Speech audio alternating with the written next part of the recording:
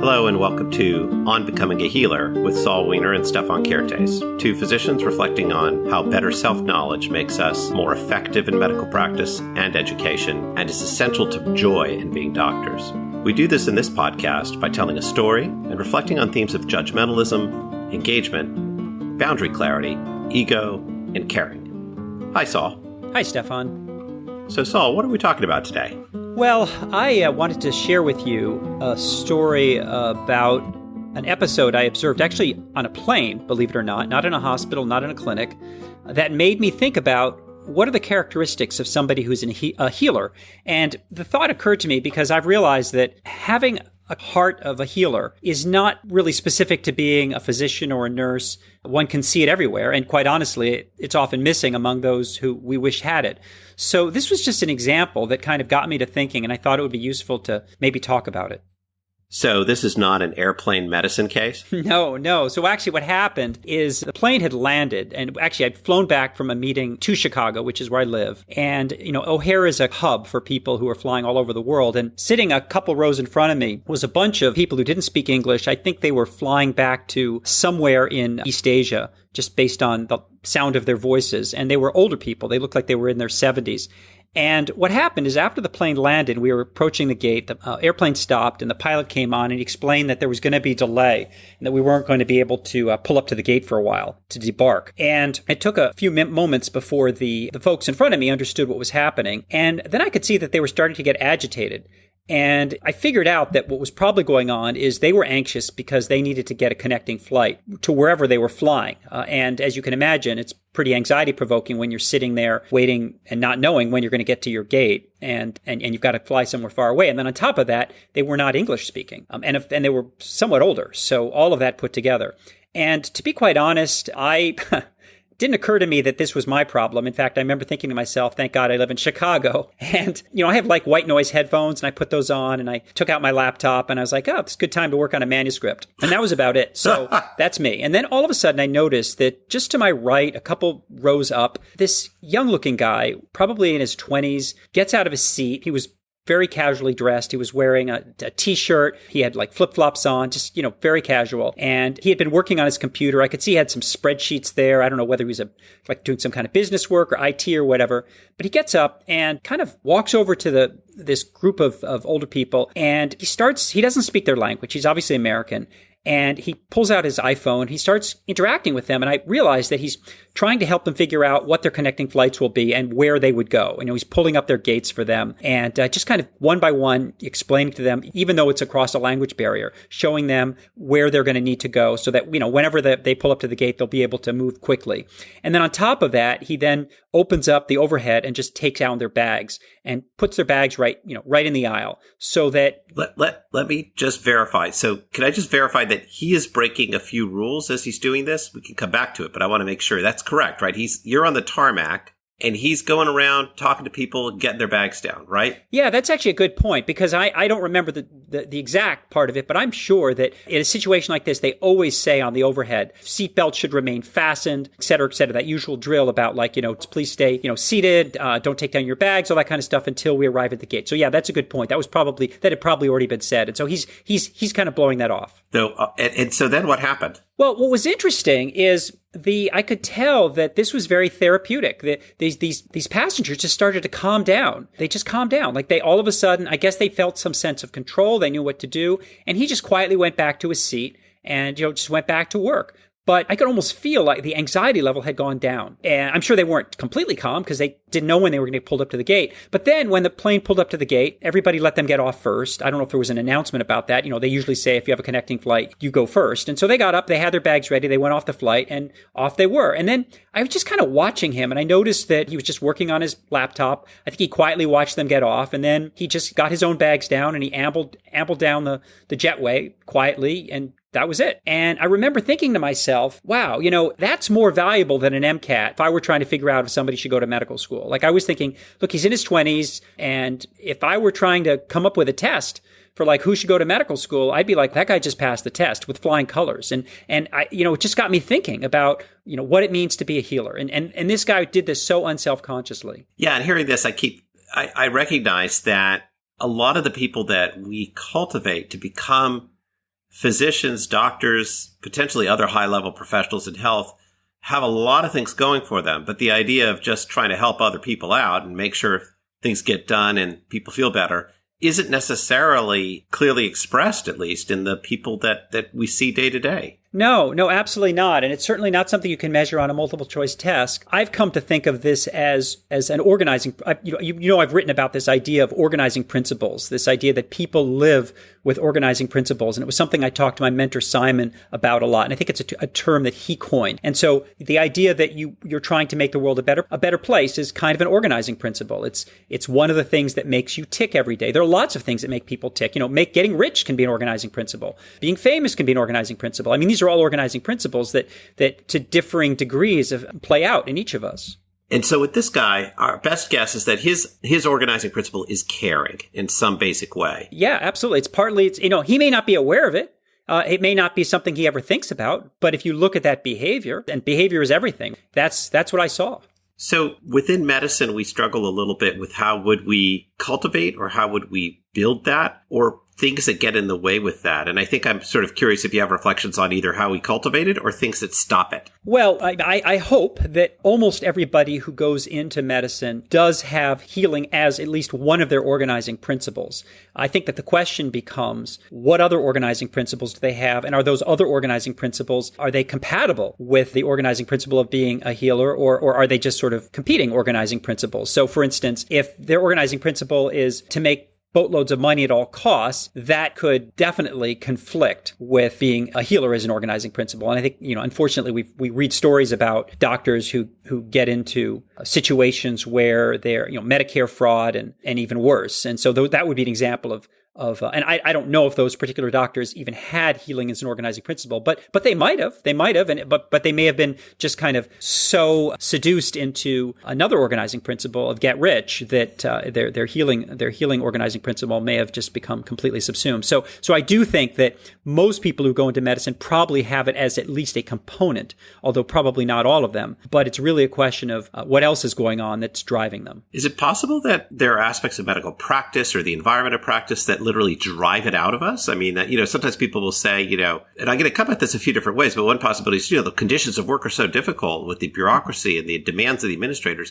I can't care anymore. What do you think of that idea? Well, one of the things I remember thinking about as I watched this young man amble down the jetway and I kind of followed him, sort of thinking admiringly about what I had just observed was, gosh, I wonder what would actually happen if I put him in medical school. Like, we take this young man who is so unselfconsciously helpful and we basically say to him, for the next 4 years, you're going to be judged on how you do on a whole bunch of multiple choice tests that require spending hours and hours memorizing incredible amounts of material. And then you're going to have to present cases to attendings, et cetera, all the stuff that happens. What would happen to this young man? Like, would he still be jumping out of his seat to help people who are trying to make it to a connecting flight and who don't speak English? And I think that's the question you're asking. Yeah. And I maybe can put a finer point on it by reflecting on myself. Maybe this isn't, maybe I'm not generalizable, but I certainly have felt at various times, but especially in the first 15 years or so of medical school and training and the years thereafter, part of me really was excited about individual people and wanted to connect to them. And part of me was just desperately nervous about whether I would remember to order the right test and whether I could figure out how to order it on the computer and make sure that the result came back to me. And the competition between these things sometimes was so overwhelming that I think I was a bit curt or not necessarily all that good at staying engaged with the patient in front of me. And I worried that I might even come across as not caring.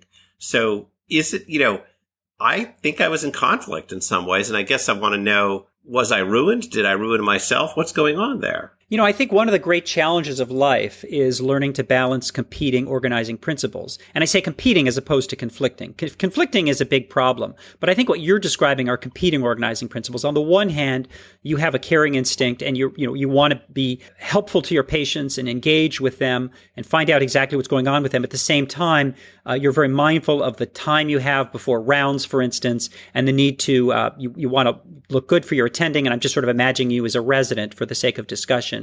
And, as a result, you want to double check and make sure that you've looked up the latest studies and so forth. None of that is in conflict with being caring towards your patient, but it certainly could be competing with it to some degree. And I think that striking that balance, having the judgment to know where to draw the line on it, sort of overreaching in one versus the other, is one of the great challenges of our lives and as physicians. I would extend and say that acknowledging that there's competing demands, competing feelings about what we're doing and need to get done is healthy and helpful, and that there can be long periods of time where that competition does feel uncomfortable, even when you're doing good work. I would have appreciated it if someone had said to me back maybe 15 years ago, I know you feel uncomfortable right now about how you're managing this, but guess what? You're in it. You're doing decent work. It's not going to feel right every day. When you go home at the very second you close your computer or whatever, you're not necessarily going to feel you did your best, but it might actually be pretty good. Don't sweat it if what you're worried about is getting the right things ordered and also being kind and responsive. If that's your competitive zone and you don't feel perfectly comfortable at the end of the day, you've been more or less in the right space. Don't worry too much. I would have appreciated that, actually. Yes. And I think you're getting at a really important point here, which is that people who go into medicine are really hard on themselves. And we often find ourselves in sort of situations that are, in a sense, unreasonable if we're hoping to be terrific in every aspect of what we've been asked to do. In other words, we have to compromise. And I think for many people who are sort of perfectionists, that is seen as a personal failing. And that, of course, leads to exhaustion and burnout and demoralization. And I think what you're getting at is somebody has to say to us early on, look, man, be like water, chill. Essentially, be self-aware of the situation you're in, that you can't be everything, and then use your mind and your heart to figure out how you're going to balance those competing responsibilities. So in the sense that you described, you're on the one hand trying to have meaningful interactions with patients. You want those interactions to be engaged, to be nourishing. And at the same time, there's a lot of stuff you need to do with the computer. There's a lot of stuff you need to look up, et cetera, et cetera.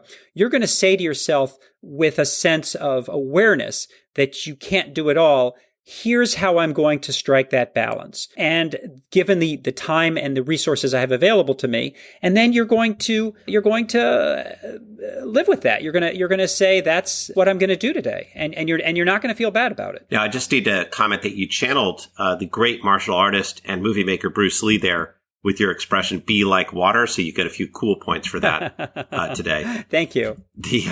Now, let's talk about conflict. So sometimes these things are not just a matter of being like water. There is fundamental conflict between caring and whatever the hell we're doing as doctors. So can you talk about that a little bit? Yeah. I mean, I think, for instance, I talk about in my book on becoming a healer a couple of situations, some pretty pernicious and bad and bordering on illegal or illegal, and others that are much more subtle. The more subtle one is where, for instance, you're not the corrupt physician who is fraudulently billing Medicare and ordering unnecessary procedures so that you can, rake in the big bucks. That's unethical and illegal.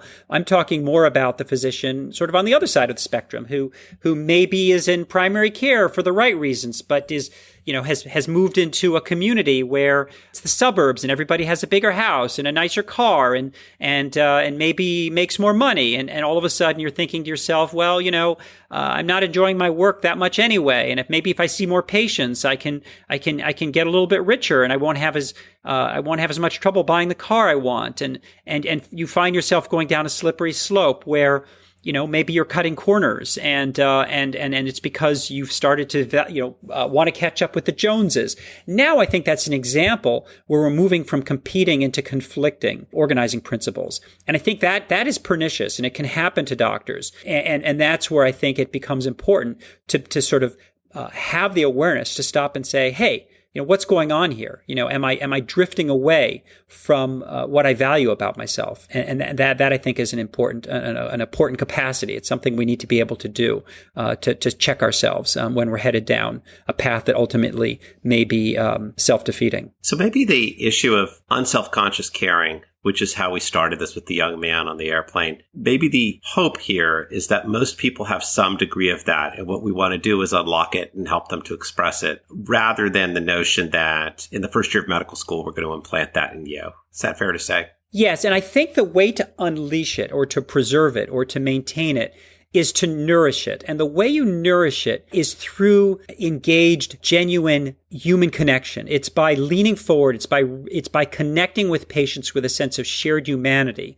rather than just seeing them as work to be done. There's so much about the way we're trained that makes patients just a list of tasks to complete. And I think that's the path that leads us into a sense of exhaustion and burnout. It's pushing back and saying, no, for me, every interaction is an opportunity for some sense of meaningful, nourishing connection. That, I think, is the way we keep ourselves feeling refreshed and connected to the healing part of what brought us into medicine in the first place. I appreciate that. I think I'm going to continue maybe on a process of working on leaning into the caring and also recognizing when I see my colleagues do that, because I think sometimes it's the students, the residents, the nurses, others need to see that we see it, that I see what you just did there, and it was remarkable. I don't think I have additional thoughts beyond those. I just want to ask if you have